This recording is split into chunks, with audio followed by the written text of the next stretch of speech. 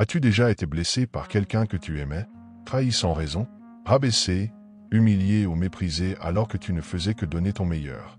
Ces blessures invisibles, que l'on porte en silence, laissent des traces. On essaie de pardonner, parfois d'oublier. Mais au fond de nous, une question revient toujours.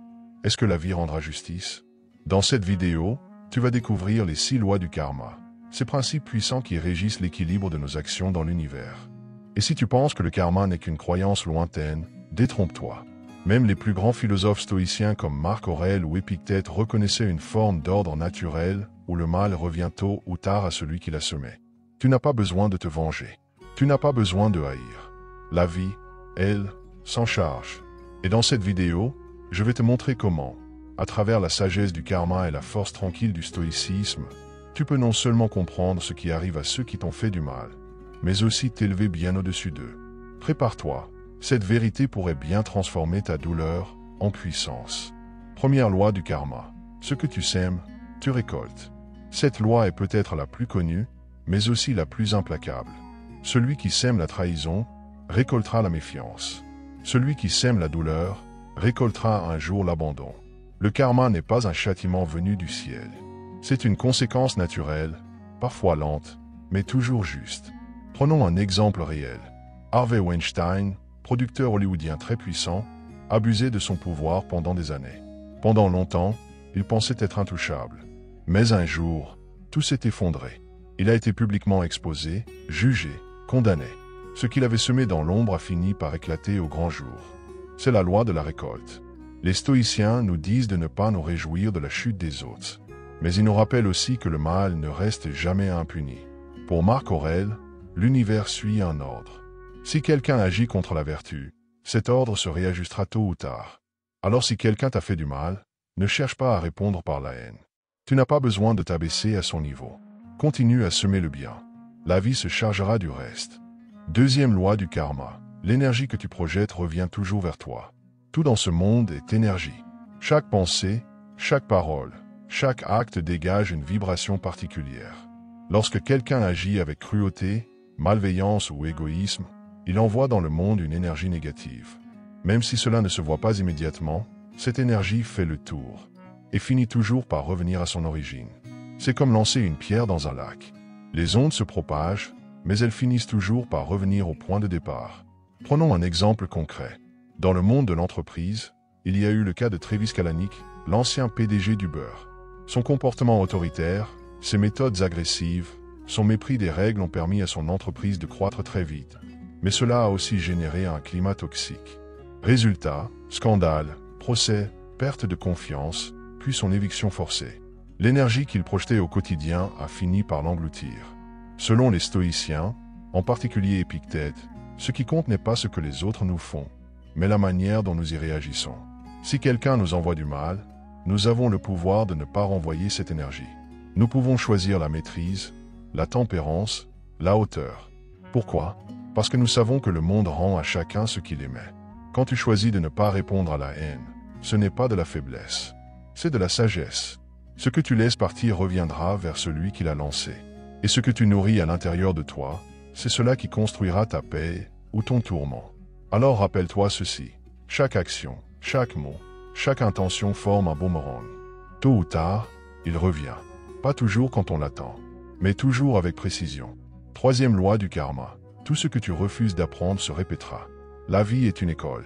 Et chaque événement, surtout ceux qui nous blessent, contient une leçon. Lorsqu'une personne nous fait du mal, il est facile de se poser en victime. Mais si l'on ne comprend pas le sens caché de cette épreuve, si l'on refuse de tirer une leçon de cette souffrance, alors la vie nous placera encore et encore dans des situations similaires. Jusqu'à ce que l'on comprenne. Cette loi du karma ne parle pas de punition, mais d'évolution. Celui qui refuse de voir ses propres erreurs, qui nie ses responsabilités ou qui rejette la vérité, sera toujours confronté au même schéma. Cela s'applique autant à celui qui fait du mal qu'à celui qui le subit. Prenons un exemple réel. De nombreuses personnes entrent dans des relations toxiques à répétition. Elles pensent que la faute vient toujours de l'autre. Mais un jour, elles réalisent que la vraie leçon, c'est peut-être de mieux se connaître, d'apprendre à poser des limites, à se respecter, à guérir leurs propres blessures. Tant qu'elles ne comprennent pas cela, la vie leur enverra les mêmes profils, les mêmes conflits, les mêmes douleurs. Les stoïciens insistent beaucoup sur cette idée. Ce qui nous arrive n'est pas important en soi. Ce qui compte, c'est ce que nous en faisons. Sénèque disait que l'homme sage n'évite pas les épreuves, il les transforme en force. Et Marc Aurèle nous rappelle que les obstacles ne bloquent pas le chemin. L'obstacle est le chemin. Alors, si une personne t'a blessé, pose-toi cette question. Qu'est-ce que la vie essaie de m'enseigner? Quelle force puis-je tirer de cette expérience? Ce n'est pas pour justifier l'injustice. C'est pour éviter qu'elle se répète. Car ce que tu refuses d'apprendre aujourd'hui reviendra demain, souvent plus fort, plus difficile, jusqu'à ce que tu sois prêt à évoluer. Quatrième loi du karma. Lorsque tu blesses quelqu'un, tu te blesses toi-même. Cette loi est souvent ignorée par ceux qui font du mal. Ils pensent qu'en humiliant, trahissant ou détruisant l'autre, ils sortent vainqueurs. Mais ce qu'ils ne comprennent pas, c'est qu'en blessant une autre personne, ils plantent une graine de souffrance en eux-mêmes. Cette graine ne disparaît pas. Elle grandit, parfois lentement, parfois en silence, mais toujours en profondeur. Et un jour, elle revient sous forme de regret, de vide, d'angoisse, de solitude. Prenons un exemple concret et bien connu, Adolf Hitler. Derrière l'image d'un homme puissant, autoritaire et sans pitié, se cachait en réalité un être profondément perturbé, rongé par la haine, l'obsession et la peur. Tout le mal qu'il a infligé au monde était un reflet de son propre chaos intérieur.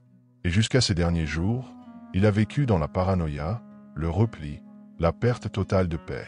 Ce qu'il a infligé aux autres, il l'a d'abord infligé à lui-même. Le stoïcisme nous enseigne quelque chose de fondamental. On ne peut pas faire du mal sans en subir les conséquences en soi. Sénèque disait que la cruauté est d'abord une faiblesse de l'âme. L'homme sage, lui, cherche la paix, non la vengeance. Il comprend que celui qui attaque, insulte ou trahit agit souvent par peur, par frustration ou par manque de maîtrise de lui-même. Et que cette agitation intérieure est déjà une forme de punition. Alors, si quelqu'un t'a blessé, sache ceci, cette personne s'est aussi blessée elle-même. Elle a altéré son équilibre intérieur, parfois même sans s'en rendre compte. Et tôt ou tard, cette désorganisation intérieure se manifestera sous forme de solitude, de perte, de souffrance. Ne cherche donc pas à lui rendre l'appareil. La loi du karma s'en charge. Et comme les stoïciens nous le rappellent, ce n'est pas à nous de rétablir l'ordre du monde, c'est à la nature de le faire. Notre devoir, c'est de garder notre esprit calme, nos intentions justes, et de continuer à bâtir notre vie avec intégrité. Cinquième loi du karma. Ce que tu refuses de pardonner te garde enchaîné. Le pardon ne libère pas l'autre. Il te libère, toi. Beaucoup pensent que pardonner, c'est excuser le mal qu'on leur a fait. Qu'en tournant la page, on laisse l'autre s'en sortir sans conséquence. Mais la vérité est tout autre. Tant que tu refuses de pardonner, tu es lié à l'événement. Tu y repenses. Tu rumines. Tu ressens encore cette colère, cette douleur, cette trahison. Tu vis dans une prison construite par les actes d'un autre et entretenue par ton propre refus de lâcher prise. L'histoire est remplie de figures qui ont choisi de pardonner, non pas parce qu'elles étaient faibles, mais parce qu'elles étaient devenues trop grandes pour rester enchaînées à la haine. Nelson Mandela, par exemple. Après 27 années d'emprisonnement injuste, humiliant, il aurait pu sortir avec un cœur rempli de rage. Il aurait pu chercher à se venger. Mais il a choisi la paix. Il a pardonné à ses bourreaux. Non parce qu'il le méritait, mais parce que lui méritait d'être libre. Ce pardon l'a élevé et a guéri un pays entier. Dans le stoïcisme, Marc Aurèle nous enseigne que tout ce qui ne dépend pas de nous ne doit pas nous troubler. Les actions des autres, leur trahison, leur méchanceté, ne nous appartiennent pas. Ce qui dépend de nous, en revanche, c'est notre manière d'y répondre. Et refuser de pardonner, c'est continuer à donner du pouvoir à celui ou celle qui t'a fait du mal. Pardonner ne signifie pas oublier. Cela signifie se libérer, se désenlacer de cette énergie sombre, tourner le regard vers l'avant. Car pendant que tu restes enfermé dans ta rancune, l'autre continue sa vie. Mais toi, tu t'empêches d'avancer, tu portes un poids que tu pourrais laisser tomber. Le pardon est un acte de puissance, un acte de sagesse. C'est dire, ce que tu m'as fait ne m'empêchera pas d'être en paix. Et cette paix, c'est peut-être la plus grande des victoires. Sixième loi du karma. La justice divine ne suit pas l'horloge des hommes, mais elle ne manque jamais son rendez-vous. Lorsque quelqu'un te fait du mal, il y a une tentation naturelle à vouloir une justice immédiate. Tu veux voir cette personne payer, souffrir, perdre ce qu'elle t'a arraché. Et plus le temps passe sans que rien ne se produise, plus tu te dis que la vie est injuste. Tu regardes autour de toi, et tu vois des gens malhonnêtes réussir, des manipulateurs être applaudis, des traîtres être suivis. Et tu te demandes, où est la justice? Pourquoi rien ne leur arrive? Mais le karma, comme l'univers, agit selon ses propres lois, pas selon notre impatience, pas selon nos blessures, et encore moins selon notre désir de vengeance. Regarde l'histoire de Bernard Madoff. Pendant des décennies, il a vécu comme un roi, respecté, admiré, alors qu'il ruinait des centaines de personnes dans l'ombre. Rien ne semblait l'atteindre. Mais un jour, tout s'est effondré. Il a terminé ses jours en prison, abandonné, méprisé, écrasé par les conséquences de ses actes. Le karma n'avait pas oublié. Il attendait simplement le bon moment. Les stoïciens nous apprennent la patience face à l'injustice. Pour eux, la vertu se suffit à elle-même. Ils disent, fais le bien, même si personne ne regarde. Supporte le mal, même si personne ne t'applaudit. Parce que l'univers, lui, voit. Et il ajuste toujours ce qui est déséquilibré. La justice divine, cosmique ou naturelle, peu importe comment on l'appelle, n'a pas besoin de témoins. Elle agit en profondeur. Elle corrige dans l'âme, dans la conscience, dans le destin.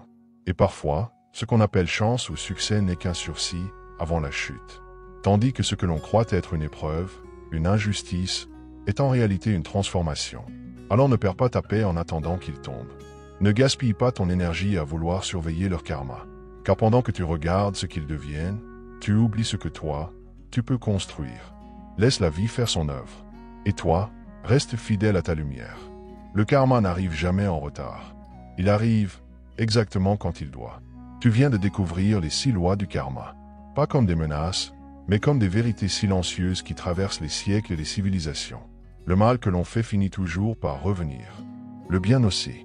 C'est une loi naturelle, aussi certaine que le lever du soleil. Tu n'as pas besoin de crier ta douleur. Tu n'as pas besoin de prouver quoi que ce soit à ceux qui t'ont blessé. Leur propre vie finira par refléter ce qu'ils ont semé. Et la tienne aussi. Alors, pose-toi cette question.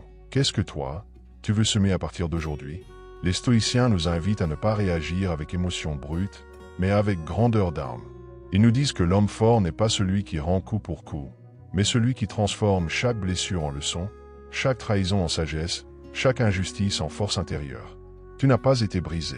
Tu as été façonné. Ce que tu as vécu ne t'a pas détruit. Ça t'a réveillé. Tu es devenu plus lucide, plus solide, plus aligné avec tes valeurs. Et ça, c'est une victoire que personne ne pourra t'enlever. Alors avance. Garde la tête haute. Reste digne, même quand c'est difficile. Continue à agir avec intégrité, même quand personne ne regarde. Parce que la vie, elle, te regarde. Elle n'oublie jamais. Et souviens-toi, ce que tu laisses aller, te libère. Et ce que tu choisis de nourrir aujourd'hui, c'est ce qui construira ton avenir.